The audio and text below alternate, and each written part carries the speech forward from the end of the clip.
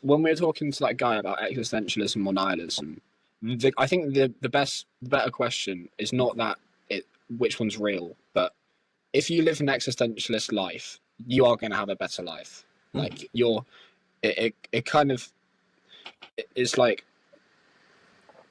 you'd rather be in this like deluding yourself of meaning rather than deluding yourself as no meaning and then you kind of being sad. Well, it's back to that thing I think we talked about before of there are true, but what I would call like dysfunctional or less functional beliefs. And then there are maybe arguably or debatably true beliefs that are more functional and, more useful, I guess, so like, yeah, free will or like the fact there is meaning in our lives, in our individual lives and in our collective lives as a species or whatever, on a sort of universe level. It's debatably true. Like you could argue the opposite. You could argue the nihilism point and maybe have some evidence and some backing behind it, but it's not functional. It doesn't make your experience feel good, does it? It's sort of, yeah, it kills the level of enthusiasm and quality of life that you could find if you did believe there was meaning to it. Yeah, it's like the afterlife might not be real, but the practice of doing good so that you can go to a heaven in an afterlife is going to make the world a better place. But yeah, Well, these heaven and hell things, they're metaphors for states of mind and states of being in this world now. If you do the things that most religious texts fundamentally say to live good in the afterlife, like be nice to people and don't do immoral acts and try and contribute to the community and improve yourself and be a great figure for your loved ones. If you do that now, well, your life in a year's time will be more heavenly, in inverted commas, and in 5 years' time and in 10 years' time will be more heavenly. It's all, if you think about it like metaphorically like that, it's functional and makes sense. how's your week been though? So this week I had a good camp on Monday. We spoke last on Sunday evening, didn't we? Yeah, something like that. Had a good camp on Monday. Played pretty well. The good thing I think with camps these days is I don't see them as like an event that I need to prepare for. Like I did, especially last season. I used to get like nervous and be like, I've got to go and perform at this camp. Like it was like a kind of like how I feel about games. But now I don't see it that way. I just see it as it's another set of training sessions with different people and we can play some good basketball. My like highlight, I guess, of the camp for my own ego, we can call it, was that we did some grunt work in the morning, only like 20 minutes or whatever. And there was 2 sets of 10 minutes. And after the first set of 10 minutes, the coach brought us all in a huddle. And like coaches love this question because we've had it multiple times, but he just goes, raise your hand if you think you've pushed as hard as you possibly can. It's just such a dangerous question because if you put your hand up and they don't think you've been pushing hard, just like a dickhead. But I was like, well, I did push really hard. Like I was purple and snotting and sweating and all of this. So then I was like, screw it, I'll put my hand up. And it was like me and 2 other guys. And then out of the 13 or whatever. And then the coach goes, well, the only person that's been pushing as hard as they possibly can is this guy, and pointed at me. And I was like, yes, Clifton. You know what I mean? So that was like, just for my own personal ego, that was a nice moment. But no, the rest of the camp was all right. It was good. We ran some lineups and things. And then I had 3 days to write a 2,000-word essay that I didn't start. Now, I said I would start it before camp, and I really didn't. So Tuesday, I did like 3.5 hours of research, just like whacking together papers that kind of around the topic I was doing. Then Wednesday, I only spent an hour on it. I wrote 679 words in an hour. And then I just had until 4 p.m. on Thursday. So I did like the rest of the draft, like another 1,300 words in an hour and a half. And then I did another hour where I just read through it, thought it was a bit shit, but then had to just format it, reference it, and submit it. So I reckon in total I spent like 6 hours on that essay. But what I find hilarious, Jake, is that the uni say that each module is supposed to be 200 hours. I probably shouldn't be saying this publicly, so we'll see if this goes in the episode. But the uni say that you should be spending 200 hours on each module. And that module, I did 6-ish hours on the essay, and then the online quiz thing, maybe 2. You know what I mean? It's ridiculous. Anyway, so that's been my week. And then, just been training and stuff. And this weekend's been a bit more chill. Yesterday I went on a random side quest to this like country park with a castle and just sunbathe for like 2 hours. Just feeling good, man. Uni's done now. My main priority is basketball, and I've got so much more time to like think about stuff for the podcast and Might start working on some of my own content. I don't know. I'm sort of dancing with the idea of if I wanted to return to my own content, how do I approach it? Because I tell you what, I have enjoyed not having YouTube as this burden where I feel like when I get to the bottom of my normal to-do list, it's always at the bottom going, you need to do this, you need to make a video. Whereas is there a way I can approach my own content that's not, doesn't feel like it enslaves me, you know, productivity wise, and I can still sort of feel that relief that I've had from letting it go. I don't know. But yeah, I'm good, man. And, you know, yeah, I'm looking forward to this morning's conversation. I see you've got a deep point apparently, and I've got two that I feel good about. So we can get into it if you like. Was Ben Triglia-Polton at the basketball camp? No, but Ben Triglia-Polton is my teammate for London Titans. Why has he been commenting on everything? He's been tagging you. He's been replying to stories. Yeah. As in sharing clips and tagging me? No. Or like filming training session? It was like a training session, yeah. But he's been replying to stories and quite active. And yeah, Ben's a great guy. He seems alright. He seems quite cool. He's like this shredded. He's a paraplegic, but he's absolutely shredded. The guy's like does like he did a bit of wheelchair bodybuilding, and now he does like CrossFit and stuff, like high rocks and stuff, and also plays basketball. Because he was in a clip with that guy who's clouted with like the one leg. Yeah, Tyler Saunders. Yes, so Tyler plays with me in the Prem team, and Ben plays with me in the Div 1 team. Yeah, man. Okay. I've got a couple warm-up questions, and then I'll go to your first point. I'm interested by like what's kind of going on neurologically. When I've had like a bad day, say I've got girl troubles or I can't fix like, a problem in my business. Why, when it's like 11 p.m., am I really like fed up and pissed off? But when I've had 8 hours sleep and I wake up, it's all fine.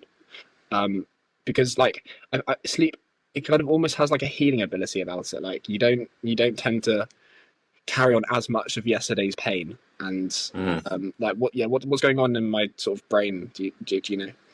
Well, I can't talk about the specifics of what's happening neurochemically because I'm not an expert, I'm not a sleep expert and stuff. But I reckon the research will be out there if you or anyone wants to like look for it. But what I can say is I know that during sleep, the brain consolidates and processes like memory circuits and it really like I don't know what's the right word.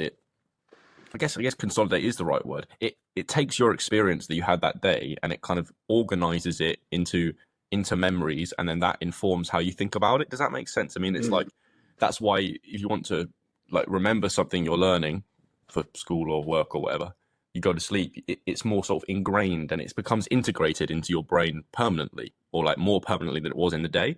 And I think what I'd interpret what you said is in that day you had some experiences that were like emotionally disruptive or whatever, and at that time that feeling is very fresh and it's quite it's salient, it's powerful. And then you go to sleep and your brain is processing and consolidating those experiences and making them a bit more maybe rational or concrete, and then you wake up in the morning and you can take a better perspective on things. Also because sleeping will, I mean, it's just obvious, but sleeping will reduce a level of like cognitive fatigue that you built up throughout the day. I mean, it's so much harder to deal with problems at 11 p.m. than it would be at 9 a.m. if you slept well, just because there's a level of strain on your attention, or you're just generally fatigued from the day. So you have more cognitive horsepower, so to speak, or like it's called attentional resources in the morning to use on like thinking about problems better. And that's why I'm smarter in the morning and stuff, because there is a real truth to that, I feel. Yeah, because when you're really tired and you're sitting back and stuff, and you're like, it's like pissed off. These days I call it slug mode. I feel like about 4, 5, 6 p.m. most days I just sort of become a mollusk and just like can't really think straight, and all I really can do is do like basic mundane activities like wash dishes and eat food and then go to sleep, and then in the morning again I'm all right. But just that fatigue is a real thing. If I've done 2 hours of difficult cognitive work, whether that's uni or like thinking of ideas for the podcast or whatever, by the end of that I am like I need a break. I need to just stop because I feel a bit frazzled. But what's interesting is I do realize that I think it's because when I was studying for A-levels I wasn't relying on caffeine. These days I am. I could go and do another pretty deep study session in the afternoon back in A-level days. These days if I work in the afternoon it's nowhere near as deep, which is problematic, I guess, if I wanted to be more productive, but I'm not that arsed. Well, that's where the second coffee comes in. Yeah, but bro, because then you're stuck in a cycle, then it just gets more and more and more, and then I'm like, turn into one of these dons that are like, yeah, I have 6 coffees a day. I'm like, no, don't do that. You know, got to keep it in check. It's interesting that you mentioned food and washing the dishes, because I feel like I've heard Goggins refer to it as like a mental aid station of you're taking a break and you have like a bit of dopamine from the food and you're now re-energized. And I feel like washing dishes, it's still in that same category, but it's kind of a bit kind of therapeutic washing dishes, because you're just staring out the window and it's like a nice sunny day and you're doing something that doesn't really require your attention, and so you're listening to the birds, and it's a nice little break.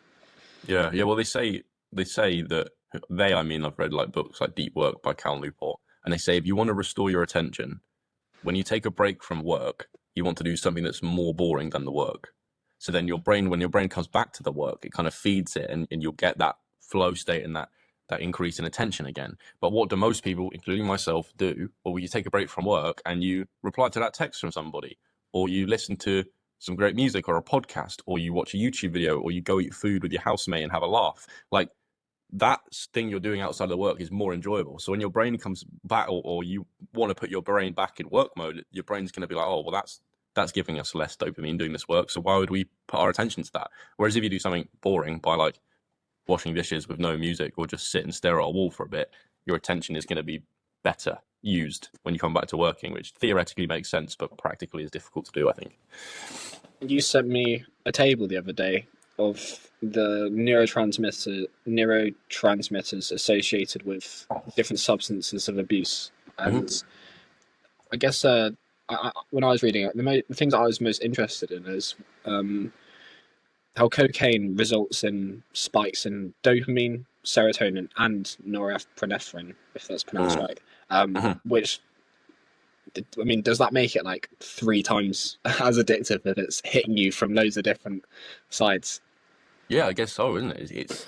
It's working upon multiple different brain systems that all make you feel a sense of euphoria and pleasure, you know, because dopamine is like this excitatory, motivational, get ready and go chemical, and serotonin is more of an inhibitory, like relaxation-y, but more kind of like inhibiting anxiety effect. And then noradrenaline or norepinephrine, depending on whether you're English or American, is like, again, another get up and go excitation ready state one. So it's kind of like you're getting hit with these 3 circuits pinging all the time. Makes sense. I mean, obviously, you know, I don't know, you know, we're not using evidence there, but it theoretically it makes sense, doesn't it? And what is glutamate and acetylcholine? Acetylcholine. Yeah. Yeah, so they're both again neurotransmitters. I think they're both excitatory, I want to say. Do you know what that means, by the way, when I use words like excitatory and inhibitory? No.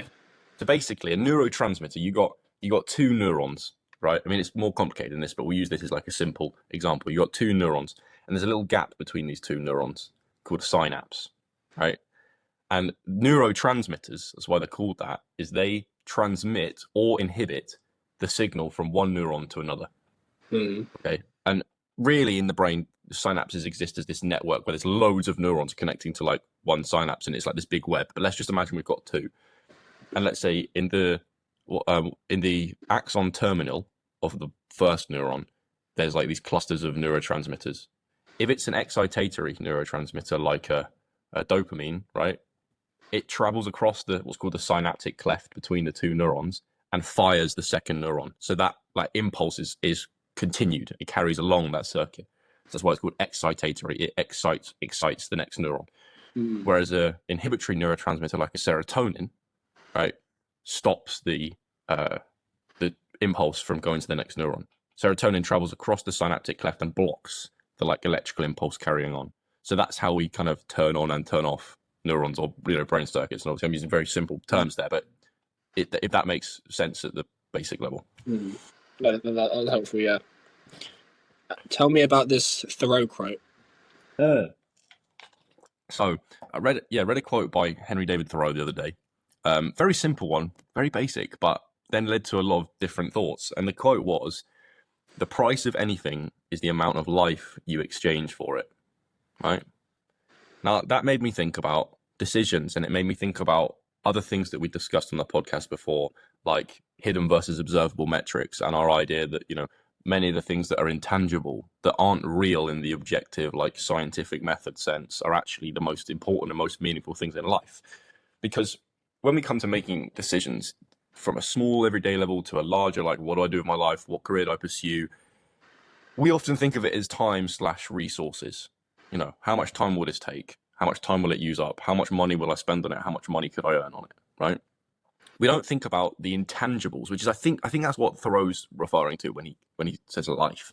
We don't think about how will making this choice affect the depth and quality of my experience in that moment and in later moments. How will it affect my attention for the rest of the day? How will it affect my peace of mind, my ability to be present, right? And I think those intangibles are more important than the time and resource thing. It's kind of like we talked about before. I said to you that the variable of time lived in life and life lived in life are two different variables, right? Time lived, life lived, two very different things. And I think life lived is that quality of experience, and time lived is like the quantity of experience.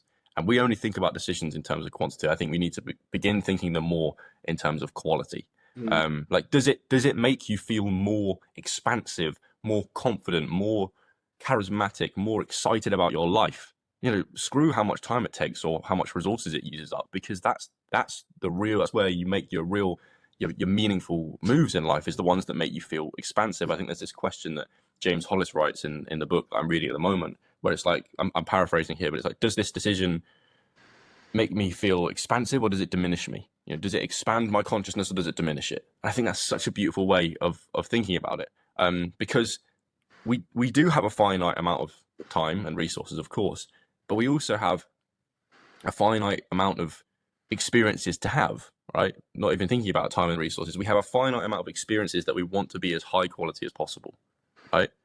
This life is just like a blip in time, really, when we expand out and look at the life of the earth and the universe or whatever. It feels long to us, but you only have moments. You know, you have a finite number of moments and you want them to be as deep and as meaningful and as high quality as you can. So thinking instead of, oh, this will take 10 hours to do, or oh, this will mean I'll spend, you know, £500, or, you know, whatever it is, I'm going to take this job because it gives me a higher salary. Like, think about how much life you'll exchange for it. How will it affect the texture of your mind and how you feel about reality? Because they, to me, are so much more important.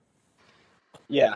To take I guess a small example and a big example. The small would be, when I used to work in restaurants, a lot of people would, after work, go for 2 pints or something like that.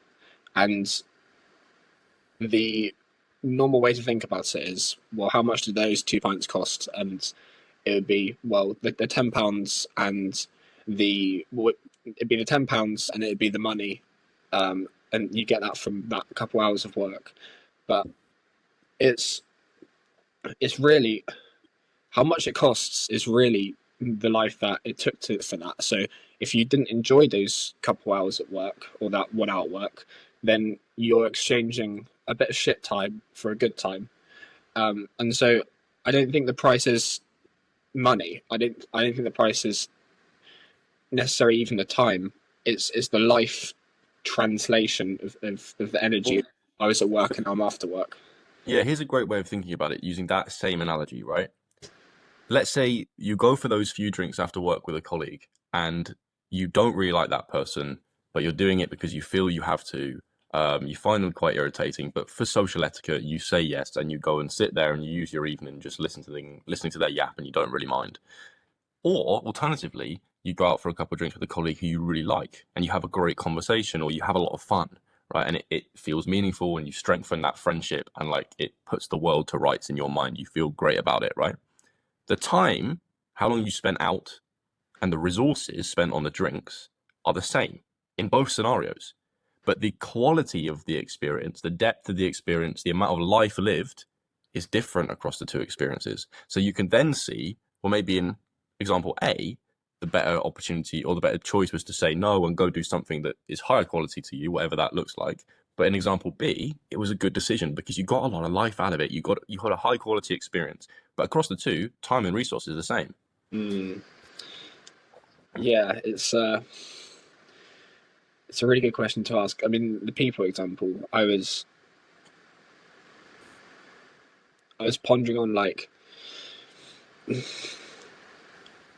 how what is it about my inner circle that I like? And um, I, I I was like, yes, they've all got a thing, but does that have to be the criteria?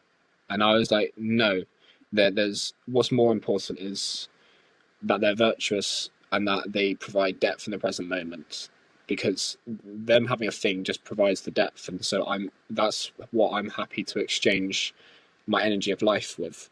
Um, the bigger example that I thought about was, I guess, drug addicts of literally exchanging life for a a lovely experience, and them knocking years off their life as a result of it.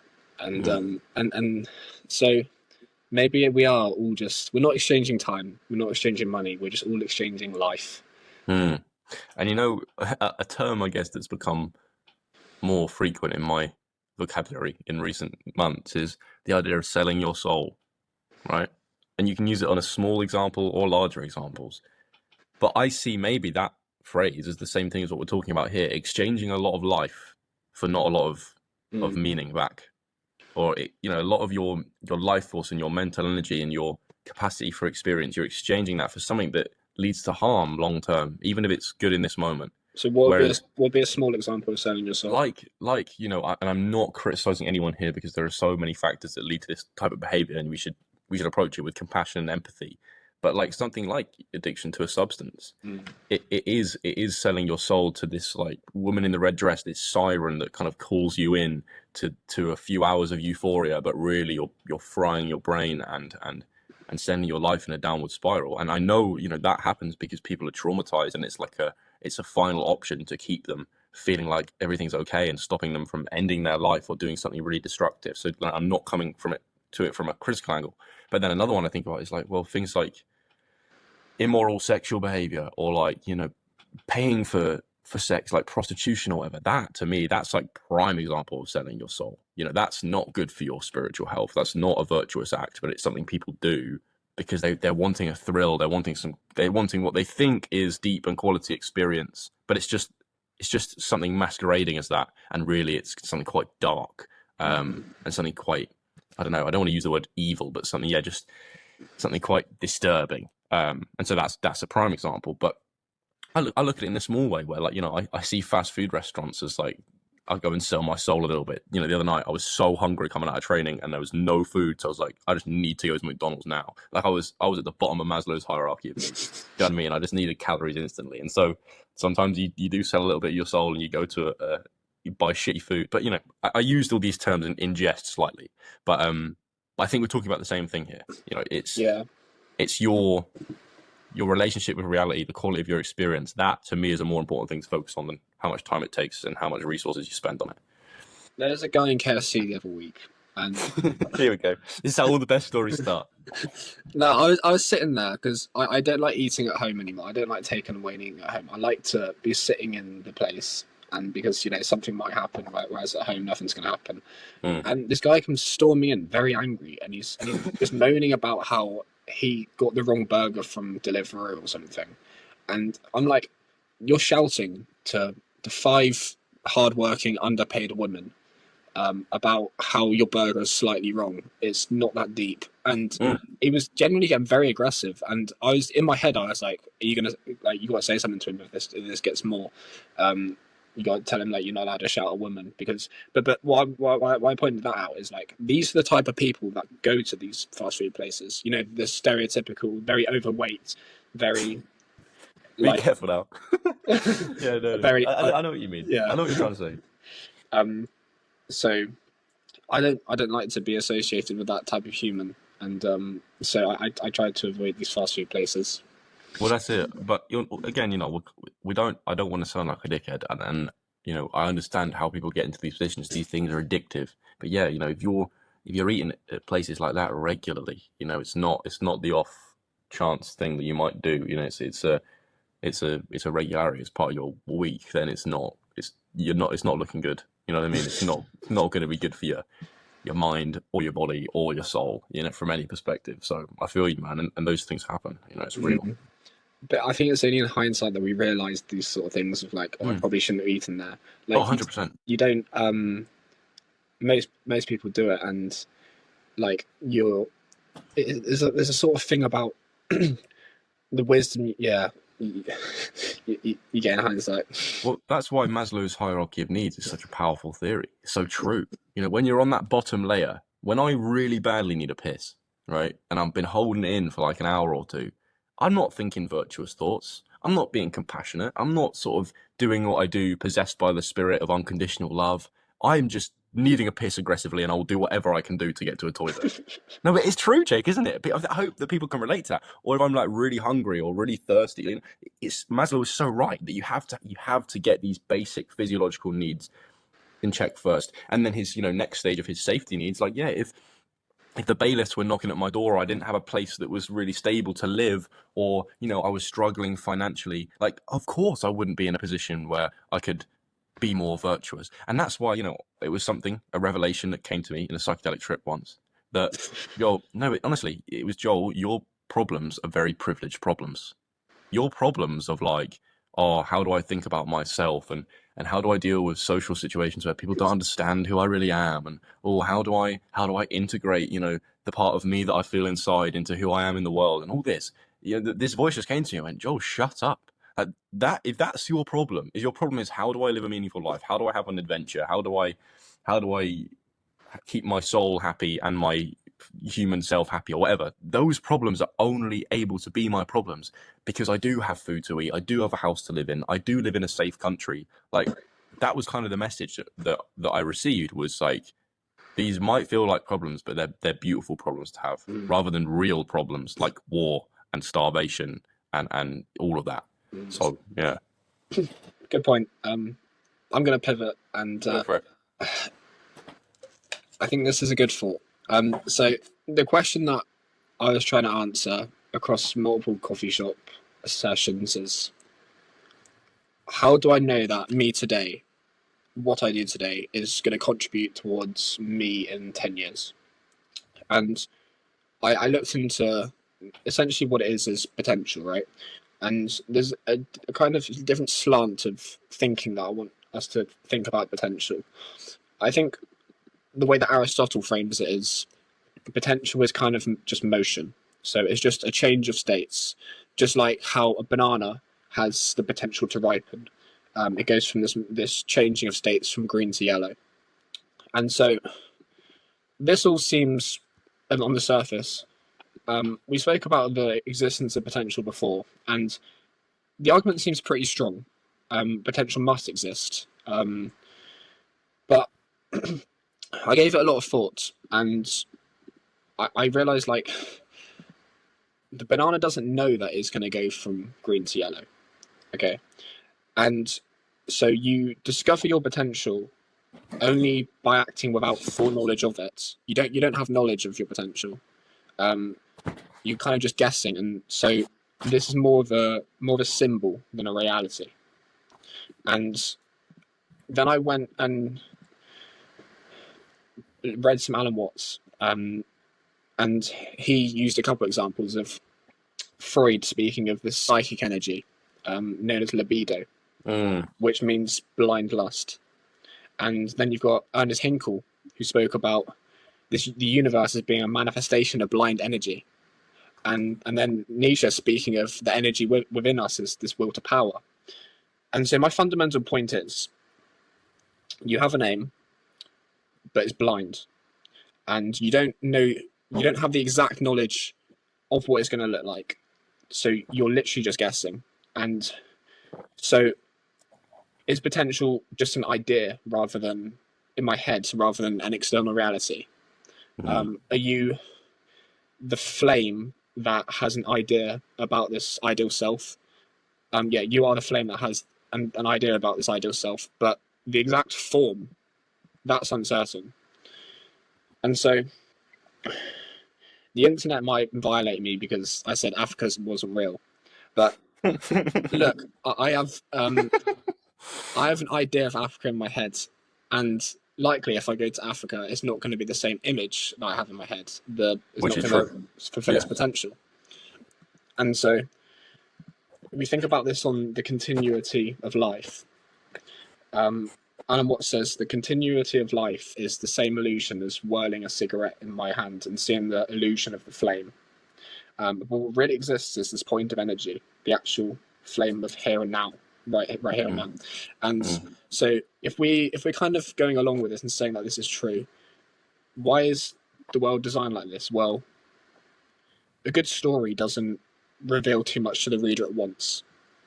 And what happens is the more you go through life, the more you have this kind of future-orientated behavior, this idea of potential that's going on to the next thing, and you're going to do things that contribute towards your future. And Alan Watts uses the example of a child's mind is like a ball in a mountain stream, and what he means by that is, like, if you imagine there's a ball just bouncing around a mountain. It's just thought after thought after thought with no drama. It's very scattered.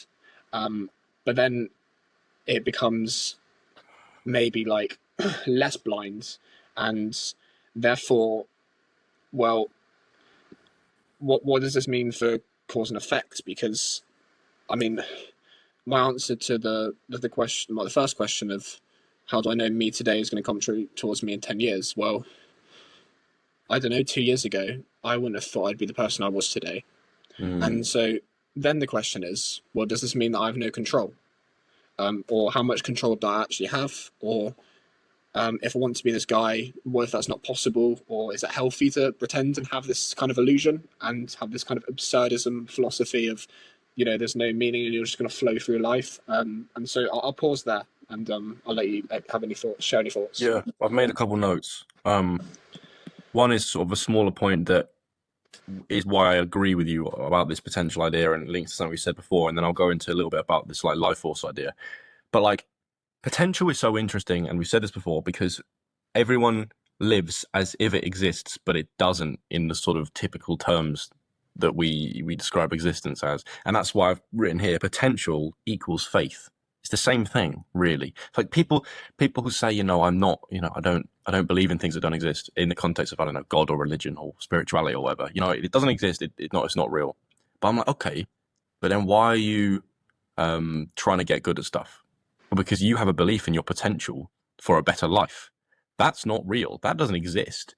But you're living as if it exists. You have faith that this could happen if you put these behaviors in place on a regular basis, and you acquire skills and knowledge and you master something. So that's the same thing. You have faith in your potential. And that's why there was that clip that we posted, and it went, pretty viral, and people got angry in the comment section when I said that, to me, there's not a huge difference between the idea of God and the idea of your future self, because they're both entities that don't exist, but we live as if they do, depending on your, religious philosophy, that guide us towards doing the right thing in the present moment. And that's why, even though, there are a lot of our clips that receive a lot of backlash, that that sounds bad out of context, but that God future self one I still stand by, and I'll die on that hill, and I want to debate people about it in the future. So there's that. But then also, you bring up this idea of the life force, and so Freud had this idea of libido, and then Jung kind of elaborated it to life force and took it away from the context of sexuality and just put it in the context of your will to live, your will to become, your will to create, your will to experience. And I think there is, if you can be in touch with it, there is this psychological or spiritual force in you that desires to be manifested. Maybe it's the spirit of creation, the spirit of adventure, the spirit of play, but it's a life force spirit in you that desires to be manifested. And then, is the outside thing arbitrary in that case, or is it just something that the life force clings onto you? So, for me, it's psychology and it's sport. For you, it's business and it's philosophy and it's personal development. But something on the outside world has, or maybe it's a better way of thinking about it the other way around, something internally and within us has clung on to that thing in the outside world as a tunnel, as a means for that spirit to be manifested in the world. And I think if you align what you do outside with this force inside, then that's manifesting your potential, I guess. That's self-actualization. That's following your vocation more than just doing the thing arbitrarily, outside of yourself, because that's mundane, and that doesn't mean anything. That's where you can sort of become nihilistic. And so just to round up before I pass the speaking baton back to you, you're talking about, do you feel in control of that? I don't know, because are you the force in you that desires to be manifested, or are you the ego that's aware of that process happening? Did I think 5 years ago that I'd be absolutely loving this podcast process with you and the amount that we've both developed through doing this?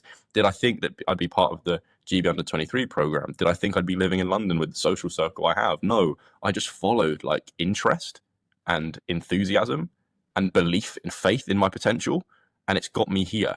And so I guess that's something quite scary on one hand, but beautiful on another, that we can let go in a sense, like Alan Watts is always preaching about, and go, there is something in me that's good, that's desiring to be manifested, and that if I just have faith in my ability to continue doing the things that I'm interested in, I'm enthusiastic about, good things will happen. So yeah, really nice. Yeah. So we have this energy that wants to keep moving forward and keep wanting to get closer to achieve something, and we have to accept that it's blind. So how do you move when you can't see? Do you mean, can I just clarify for me and the people listening, when you say blind, do you mean like there's this force that wants to be manifested, but it's not, it doesn't have specificity in that it doesn't know how it wants to be manifested? It's blind. It's looking, it's how do I put it? It's searching for something to cling on to. It doesn't have it yet. Right. When it's in you, it's just like unactualized potential. Is that what you mean by blind? Yeah, That's yeah. how It's basically yeah. basically like we don't have knowledge of the potential, but we paint an illusion that we do. Okay. And so the control point, I don't think we have too much control.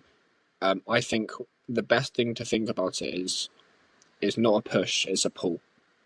You're pulled towards your potential. You don't necessarily push. You can't really closely control and push yourself to get there. And so I looked at this of, well, how do bats move? And according to Google, they have this very high frequency sound pulses, and they listen to echoes, and it bounces off objects, and that's what allows them to see with sound and sort of navigate, find prey, and avoid obstacles. And I guess this metaphor of the echo, or little like sound pulses, I think it's very strong. It's very, you can interpret that of like little inclinations that you have that you're getting closer. That's how I interpret it. And so I remember a couple of weeks ago, you discussed the idea of, to get good at something, or in this context, to reach a potential of where you get very successful, you're first unconsciously incompetent, you're then consciously competent, then you're you're unconsciously incompetent, then you're consciously incompetent, then you're consciously competent, then you're unconsciously competent. It's quite hard to. There you go. Yeah. It's a tongue twister. If you notice when you say that, both the start and the end are both unconscious, and well, then you kind of think about that, and when I thought of this in a context of like meeting your significant other, like when you meet them, you didn't know that they would be at the beach that one time, or you didn't know that you'd be both at that restaurant that one time, but then you try and improve on this relationship, and you become consciously that you're being a good boyfriend, but then eventually at the end of that you're unconscious that you're a good boyfriend, and so it was this divine timing of the universe, and so I don't know the price of the stock market tomorrow. Warren Buffett doesn't know the price of the stock market tomorrow, but the difference between me and Warren is his inputs, or if we take the bat analogy, his echoes are more than mine. And so maybe it is healthy to have an illusion. This is sort of another side of the argument of a potential, because I mean, Nietzsche said like the strength of a mind can be measured in the amount of truth that it could endure, and by the extent to which is required dampened, falsified, sweetened. Like most people, I feel like, cannot face this harsh reality of life as it is. Of I'm this guy born in a shit neighborhood, and I've got no value in the world, and I've got not much money to my name. That's the harsh reality. But if we create an illusion, then truth is no longer a burden, and we're more likely to get up to our we're more likely to have a better life by creating an illusion of potential, that we might not go to in the exact way, but we might get closer to, rather than just accepting this life as the objective thing it is. And so the only thing that I can control then is this general direction, because if I'm training to be a nurse, then then I don't have as much potential to then become a magician, or vice versa. And so that's the thing that we can control a little bit, is the general direction. And so how do we do that?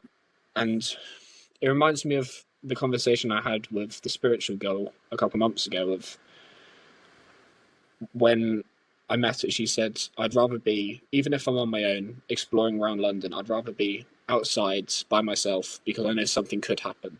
Whereas if I'm inside in my house, I know something's not going to happen. And you take that metaphor and go, that can be a way to, I guess, live up to your potential of, am I doing the things that would allow me to pull things in? And so today is really like this we're just this drop in the ocean, but yeah, it's the whole ocean in a drop, because I could murder someone and then the rest of my potential would look very different, or I could lastly I could take the spiritual approach, which this kind of goes against the argument a little bit, but there's this nice little bit Alamont says, the Buddhists believe that doers exist, but no deeds are found. Suffering exists, but no one suffers. Nirvana is, but no one attains it. And so we live as if the self isn't gripping onto a potential, and you just live with no expectation. Yeah, that's the end of my thoughts. I really love this bat echolocation analogy, and I want to just expand it and pick it apart a little bit, right? You have the life force within you that wants to be manifested, that like spirit of creativity, and the thing that has a will to become and it's where your potential is in this discussion, where your potential for being is contained. I know that sounds so like, just woo woo, but let's just roll with it. Okay. You've got that thing it's inside you, right? And then you have your ego. You have Joel Clifton and Jacob Matthew. You have the people we have to be, the characters we have to play in the world. And they're two different entities, right? But that thing is like within the ego, the self that you must be in the world. And just how a bat makes sound and then kind of waits for, in a very split-second moment, the echo of the sound waves to come back off objects so it can navigate through the air and locate where predators or prey are. We, as egos, as characters, go and act out in the world. We do stuff, we have experiences, we meet people. And then that kind of reverberates back, and our soul or our life force within picks up the feedback of how aligned that felt doing that thing. And if it feels aligned, then it helps us the level of alignment, I guess, helps us navigate our life, just like how a bat flies through the air in the dark without being able to see. It's like the real me, the spirit inside, the true self or whatever, is blind to the external world. But the ego can see the external world. The ego can exist in the external world. So the ego's job is to go out in the world and do stuff, and then provide the feedback for what's inside, and what's inside decides how aligned it is with your like higher self or whatever.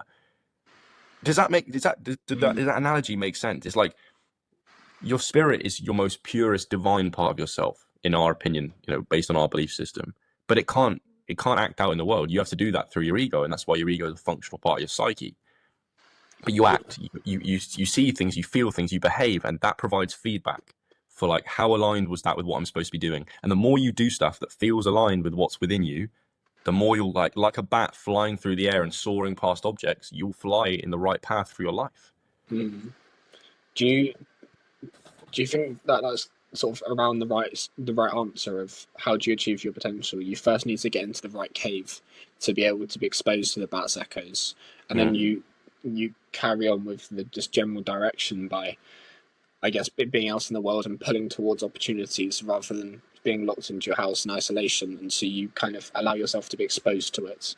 And Yeah, you need to act. You need to it's almost like, if you want to be feeling the signals from the universe or from whatever, from within you, or your intuition or whatever, you've got to put the antenna out the window. You know what I mean? A radio antenna is going to do nothing if it's stuck inside. I think something that was quite profound when I realized it, and I think this is something really interesting for people to take away, is you don't choose what you're interested in. You don't.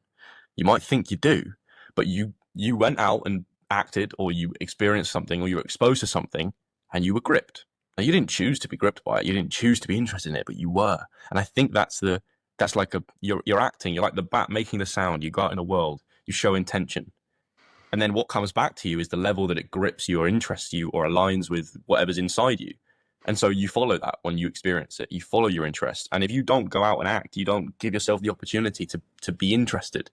And that's why, as much as it sounds like really, I don't know, short and pithy, but the thing that girl you randomly met said of like, well, if I go home, I know nothing's going to happen. But if I go out, something could happen. Not saying it will, but it might. It's so nice. It's so true. It's so true.